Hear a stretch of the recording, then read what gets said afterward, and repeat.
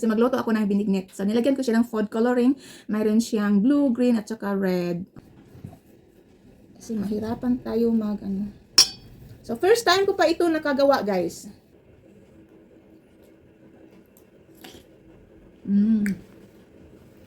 Sarap.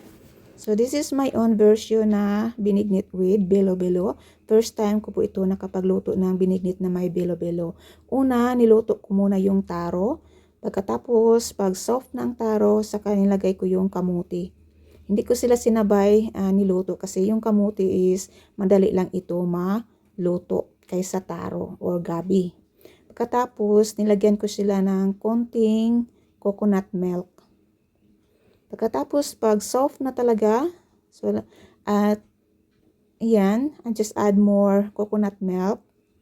Isang lata.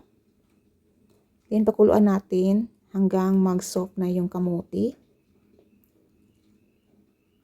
Slowly cooking lang. Medyo soft na talaga yung, yung kamuti. So, nilagyan ko naman another 1 tin of milk. 10 milk na lang, coconut milk ang ginamit ko kasi wala kaming coconut fresh.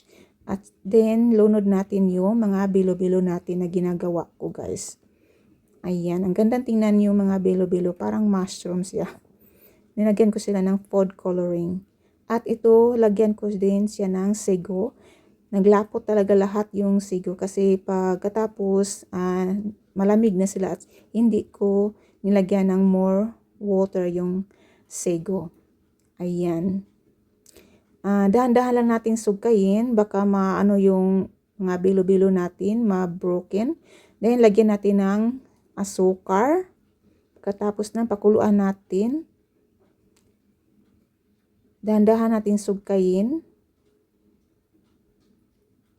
At saka natin ilagay yung banana. Last yung banana, guys. Kasi madali lang ito lutuin. Kasi hinog na yung saging. Pakuluan natin ng few minutes. After that, ready na ito, guys. Pwede na ito kainin. Ayan. Kain tayo, guys. Masarap talaga ito. Very yummy. Binignit with belo-belo.